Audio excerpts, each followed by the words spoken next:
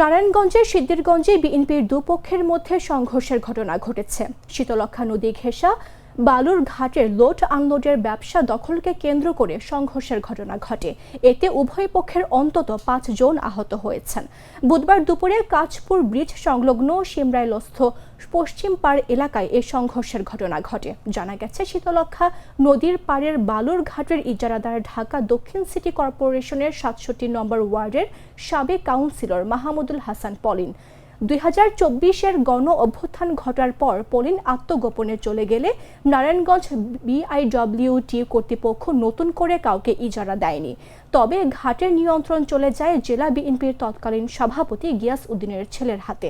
এরপর টানা 18 মাস তাদের দখলে থাকলেও সবশেষ জাতীয় নির্বাচন অনুষ্ঠিতের পর আবারও নতুন দুটি গ্রুপ দখল নিয়ন্ত্রণ নিয়ে দ্বন্দ্বে জড়ায়। তারই জের ধরে বুধবার নারায়ণগঞ্জ 3 আসনের সংসদ সদস্য আজহারুল ইসলাম মান্নান ও নারায়ণগঞ্জ জেলা বিএনপির আহ্বায়ক অধ্যাপক মামুন মাহমুদ বলয়ের মধ্যে সংঘর্ষের ঘটনা ঘটে।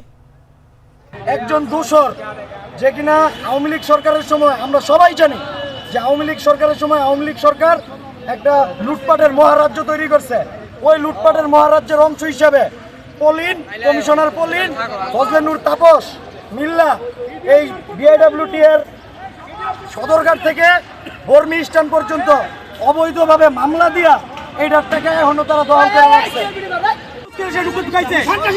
এই অস্ত্রগুলা সে কার জন্য রাখছে? আমার দলের নেতাকর্মীকে মারার জন্য।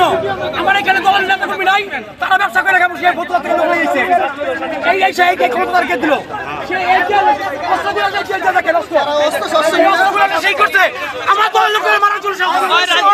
এই সরকারকে দিল অস্ত্র সহকারে ধরাই দিয়েছি কাছে। এরপরও কোনো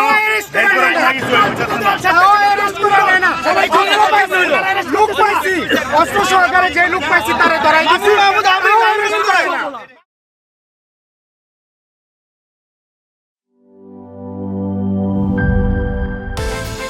বিকাশ পেমেন্টে 10,000 টাকার বেশি অফার। শপিং চলছে তো।